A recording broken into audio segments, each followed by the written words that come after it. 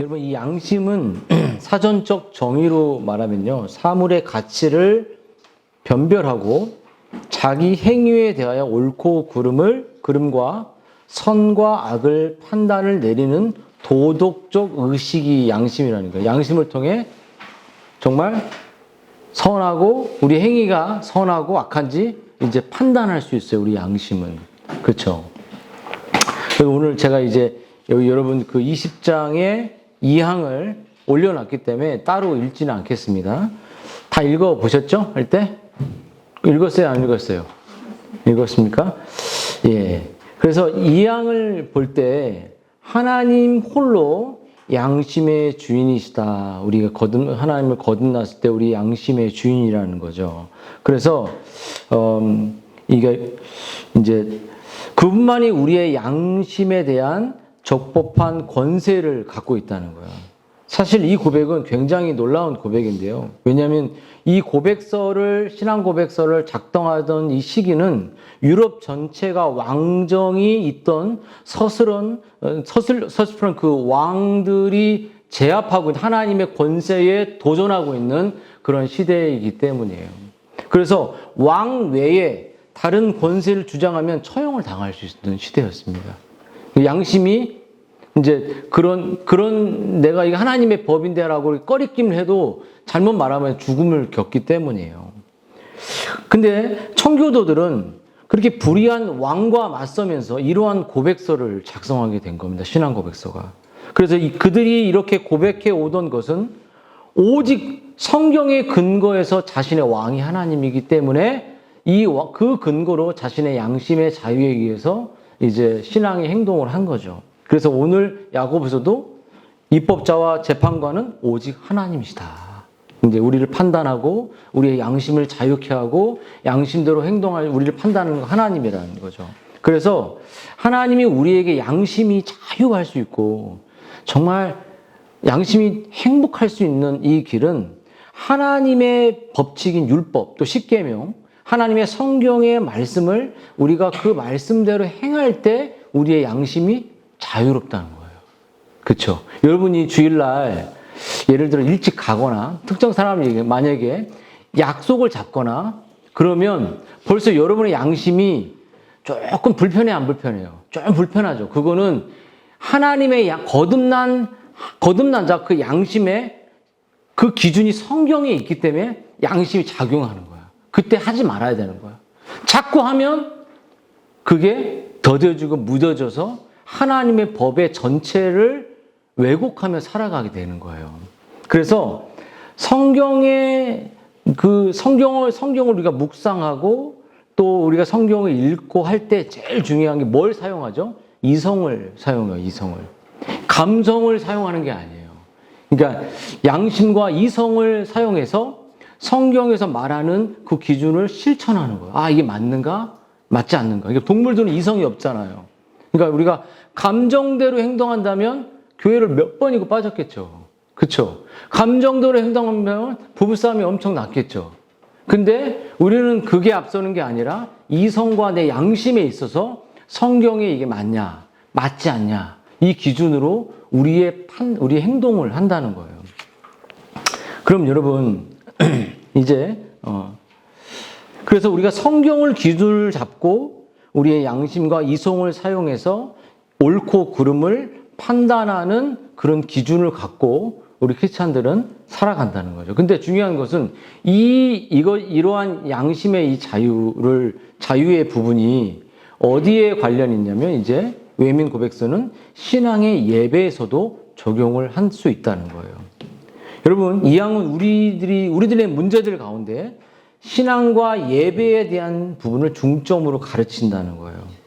여러분, 양심의 주가 되신 하나님께서는 신앙이나 예배에 관한 일에 있어서 자기의 말씀에 조금이라도 배치되는 일을 인간의 교훈이 이걸 가르친다 할지라도 이게 뭐 주일에 뭐 해라 뭐 이런 것들을 우리가 인간의 교훈으로 가르칠 수 있잖아요. 근데 신앙 양심상 어떤 목사가 이런 말 했고 어떤 목사가 이렇게 했어도 신앙 양심상 성경의 기준에서 내 양심과 이성이 맞지 않다면 듣지 말아야 되는 거예요.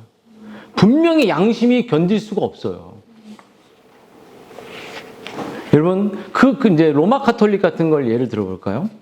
로마 카톨릭은 구원의 키를 모든 이단들이 구원의 키를 다 갖고 있듯이 로마 카톨릭도 구원의 키를 교황들이 다 갖고 있었죠. 그래서 그들은 하나님의 직권적 대리자로서 구원을 줄 수도 있고 구원을 뺏을 수도 있습니다. 그렇기 때문에 신앙 양심을 로마 카톨릭이나 이단들은 구속해버려, 우리를. 우리의 이성이 작용하지 못하도록, 양심이 작용하지 못하도록. 희연자매가 그 신천지에 빠져 있을 때 양심에 찔림이 있었습니까? 그때는 없었어요. 없었죠. 왜 이런 바른 기준이 없었기 때문이에요.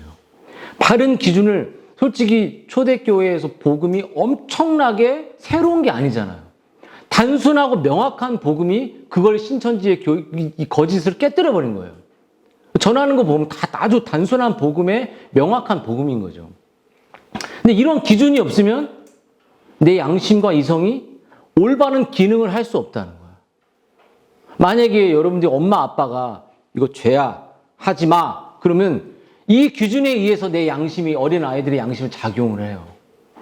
근데 지 멋대로 엄마 아빠 기준을 제시하지 않으면 양심이 이렇게 작용하지 않는 거죠. 여러분 또 하나의 로마 카톨릭도 있지만 또 하나의 이 그룹이 있었어요. 개신교 내에. 에라스투주의라는 그룹이 있었습니다. 이 그룹이 뭐냐면 세상의 권세를 주신 로마서 13장에 권세를 하나님이 줬다. 그래서 주장하는 거거든요. 그래서 그리 복종하라는 건데 세상 권세를 주신 분은 하나님이니까 이 세속 권세를 잡은 왕이든 그 사람이 교회의 모든 권한까지 다 행사해야 된다는 게 에라스투주의였어요. 그러니까 세속사도 지배하지만 교회의 하나님의 말씀의 권위도 이 세속 왕이 다 통치해야 된다는 거였어요. 모든 권한이 있다는 거였죠. 근데 이거 잘못된 것이죠. 그래서 개혁교회와 장로교는 청교도들은 오직 교회의 머리가 그리스도다. 오직 성경의 기준과 그리스도의 말씀만이 우리의 기준이고 입법자와 판단자가 뭐 그럴지라도 그 하나님이 우리의 모든 판단자다. 그 성경의 기준을 명확하게 알고 있었기 때문에 그들과 대적할 수 있었던 거예요. 여러분, 그러므로 여러분, 이제 로마서에 근데 이제 그 13장의 3절, 4절을 보더라도 이제 세상 관원들이 그런 말을 할지라도 성경에 어긋나면 그 관원의 말을 듣지 말라는 말씀이 그대로 또 나와 있습니다. 그래서 여러분 제일 중요한 것은 뭐냐면 신앙의 양심과 자유는 성경을 정확하게 알고 깨달을 때 생긴다는 거예요. 세상 권세자들과 법이 신앙의 자유를 억압하고 성경에 위배되는 일을 하라고 할 때 우리의 판단 기준은 어디에 있다? 성경에 있다. 그 성경과 양심이 그 기준에 있다는 거예요. 우리의 이성이.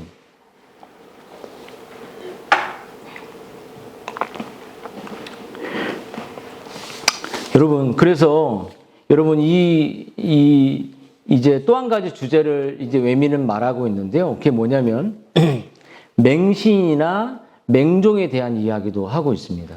그러니까 어떠한 목회자를 맹신하거나 또 맹종하지 말아요. 이단들의 특징은 맹신합니까? 안 합니까? 맹신하고 맹신하기 때문에 맹종이 나오는 거야. 예? 그냥 복종해버린 거야. 그래서 요즘에 통일교인가 신천지가 이렇게 그 여자가 이제 구속됐잖아요. 그 무슨 어머니 구속됐잖아요. 통일교인가요? 그러니까는 막 처음에 어떻게 하늘 어머니가 구속되냐고 하면서 많이 떠났다고 하더라고요. 그러니까 엄청 지금 막 더 많이 떠나버려야 되는데 어떻게 하늘 어머니가 세상 법에 얽매여서 그냥 그렇게 할 수 있냐고 실망하고 많이 떠났다 그래요.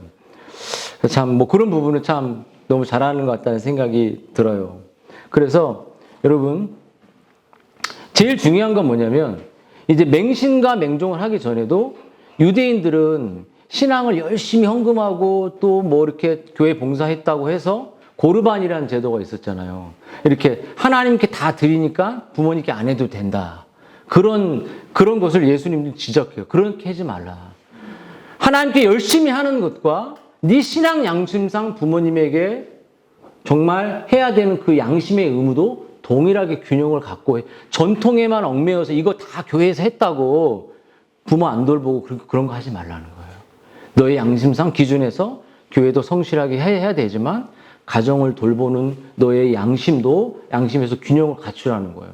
그러면서 외민이 우리에게 또 한 가지 주장하는 것은 한 목회자와 한 이단들을 어떤 특정 종교의 지도자를 존경하고 사랑하는 건 좋지만 맹신하고 맹종하지 말라는 거예요. 여러분 만약에 제가 여러분을 완전히 옥죄이고 그 로마 카톨릭이나 많은 이단들은 감독주의들은 구원을 잡고 있기 때문에 성도들을 완전히 옥죄였어요. 옥죄였다는 건 뭐냐면 제가 여러분을 완전히 쥐어 잡고 있는 거예요. 내 한마디에 여러분은 구원이 있을 수도 있고 구원이 없을 수도 있고 집단적으로 왕따 시킬 수도 있고 왕따 당하지 않을 수도 있어요. 내 한마디에 딱 지심하면 제하고 SNS 다 끊어지는 거예요. 제 매장시키면 제 매장되는 거예요. 이게 엄청난 맹신에 나온 이제 맹종이 나오는 거예요. 무섭죠? 응? 저 양반이 나 욕하네? 그러면 딱 들려와. 야, 쟤 매장시켜. 그럼 끝나는 거야, 할 때. 응? 여러분, 만약에 우리 교회에만 참된 진리가 있고, 우리 교회 강단에서만 구원이 발생되고, 이런 설교에서 한국 교회는 복음이 없고, 이렇게 복음을 제가 만약에 전한다면, 여러분, 이 구원이라는 이 도구가 목회자에 의해서 발생이 되고, 또 우리 교회만 특정인 하나님의 구원이 발생되는 교회로 성도들을 계속 이렇게 가스라이팅을 시켜 놓는다면 다른 교회를 안타깝게 볼까요? 안타깝게 보지 않을까요? 너무 안타깝게 보죠. 거긴 구원이 없잖아. 거긴 복음이 없잖아. 이런 상황이 나오면서 그 교회의 지도자를 맹신하게 되는 거 너무. 그래서 막 전도하게 되고, 야, 너 거기 있으면 구원이 없어. 복음이 없어. 이렇게 된다는 거죠. 그러면 여러분 성도들이 교회를 떠날까요? 떠나지 않을까요? 절대 교회 못 떠나요. 절대 못 떠나. 이 교회를 떠나면 복음을 못 듣게 되고, 이 교회를 떠나면 구원이 없고, 이 교회를 떠나면 그렇게 되기 때문에 목회자에게 자동적으로 맹신하고 복종이 나오는 거예요. 그거를 그렇게 목회자가 전체적으로 그렇게 분위기를 만드는 거죠. 근데 성경은 그것을 간파해낼 수 있는 바른 진리와 신앙의 양심으로 보고 맹신하지 말라는 거예요. 잘못됐으면 딱 그래야 되는데 바보들이 많은 거야. 몰라요, 여러분. 다 그러니까 다 그렇게 알죠. 여러분, 궁극적으로 여러분 신앙 고백서 2항이 뭐라고 하면 또한 맹신이나 맹종을 요구하는 것은 양심의 자유와 이성의 자유를 파괴하는 거야. 이게 무슨 말이냐면 우리가 바른 기준을 갖고 저 설교는 맞지 않아 라고 말할 수 있어야 되는 거예요. 저 메시지는 틀렸어라고 말할 수 있어야 되는데 집단이 그렇게 만약에 맹신자들이 많아지게 되면 우리가 가지고 있는 잘못됐다고 생각하는 것을 우리가 밖으로 내버릴 때 우리를 강요해요. 너 그거 잘못됐어. 엄청 눌러요, 우리를. 그래서 집단이 우리를 누르기 때문에 우리의 이성과 우리의 양심이 계속 억누르게 돼. 맞지 않는데. 좀 이상한데. 계속 억누르게 돼. 이게 보이지 않는 강요가 되는 거예요. 이해됩니까? 그럼 마비가 돼. 계속 강요 당하잖아요? 계속 강요 당하면 그냥 이렇게 생각하는 게 맞겠구나, 이제. 그냥 다르게 생각하면 너무 힘드니까 이렇게 생각 맞겠구나 하고 그냥 이제 이성과 양심이 작용을 안 해. 바른 성경의 기준도 없고 그런 일이 이런 것이 이제 로마 카톨릭 역시 특별한 규정을 만들었고 로마 카톨릭도 미사나 금식이나 저녁 미사나 이런 규정들을 만들어 놓고 이걸 해야지 너는 참된 그리스도인이야. 이걸 해야지 너는 구원받은 택자야. 이렇게 막 딱 그려놨기 때문에 이것을 이탈하잖아요. 그러면 택자가 아니게 되는 거예요. 근데 이렇게 틀을 짜놓게 나게 되면 교회를 절대 못 떠나요. 저는 여러분 뭐 억압하거나 그런 거 아니지 않습니까? 응? 억압하나요? 할 때? 응? 그래서 여러분 신앙의 양심과 자유함이 우선이지 어떠한 이렇게 틀에 얽매인 것에 여러분이 억제이면 안 된다는 거예요. 여러분 그래서 오늘 이 웨스트민스터는 인간의 양심의 이 자유는 바로 성경의 교리를 정확하게 바르게 알 때 우리의 양심의 기능과 이성의 기능은 온전한 활용을 해서 제대로 판단할 수 있게 된다는 말입니다. 이해되시죠? 그렇기 때문에 여러분들이 성경 교리를 정확하게 제가 잘못된 걸 말하면 여러분의 신앙 양심상 목사님 그거는 제가 볼 때 신조에 의해서 성경에 의해서 이거는 좀 잘못된 거예요. 제가 아까 코를 확 풀고 버렸더니 비성희 집사님이 이거 여기다 버려야 돼요. 딱 이렇게 얘기하는 것처럼 그런 비유는 아니지만 제가 잘못된 걸 말하면 여러분들이 김 집사님도 그렇고 저한테 이거는 목사님 사도들의 고백이나 개혁신학적인 이 신앙의 고백에서 좀 벗어난다는 생각이 듭니다. 저한테 얘기하면 제가 그걸 보고 맞지 않으면 정정하고 사과해서 저 또한 수정을 받는 이러한 일이 돼야지 그냥 딱 이렇게 막 여러분을 강요해서 억눌러서 네가 뭘 안다고 네가 얼마나 지식이 있다고 막 이런 식으로 이렇게 여러분의 신앙 양심을 여러분들도 대신 정확하게 바른 진리와 바른 그 진리에 의한 양심의 각성과 이성의 작용이 있어야 된다는 거죠. 그러면서 여러분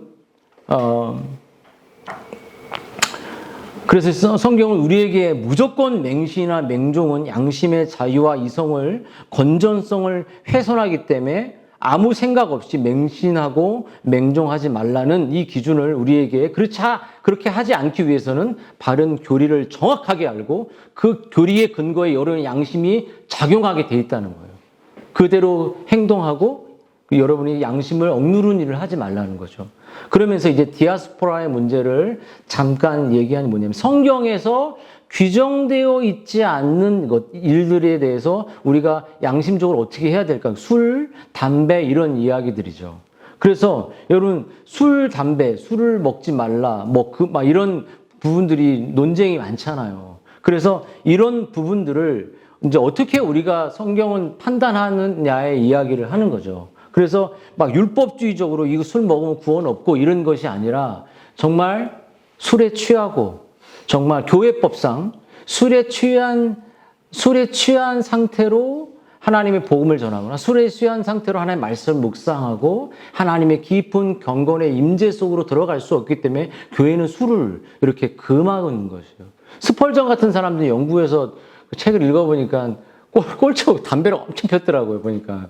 그 책을 읽어보니까 어떤 목사가 이렇게 다가가려고 하는데 담배를 뻗고 물고 있었다, 이렇게 찰스 스펄전이. 근데 그때는 이제 스펄전이 담배도 피고 술을 약간 몸에 해독제처럼 먹었다고 하는데 아무튼 그대의 문화가 있었겠지만 정말 율법주의처럼 규범을 지킨 것처럼 이제 막 근본주의처럼 하지 마라. 이거 하면 구원 없다. 이렇게는 하지 말되 교회가 정해놓은 정말 우리 장로 교회가 정해놓은 이 규정 안에서 술을 금하고 또 담배를 금하고 정말 이것이 성경의 하나님을 알아가는 것에 정말 많은 제약과 위배와 많은 탈선과 많은 이탈과 실수를 범하는 이러한 것을 규범적으로 정해놓은 이 규정에 따라서 정말 우리가 양심의 이것들에 꺼리지 않게 막 술 먹고 이렇게 술 먹는 목사, 담배 피는 목사를 보면서 여러분이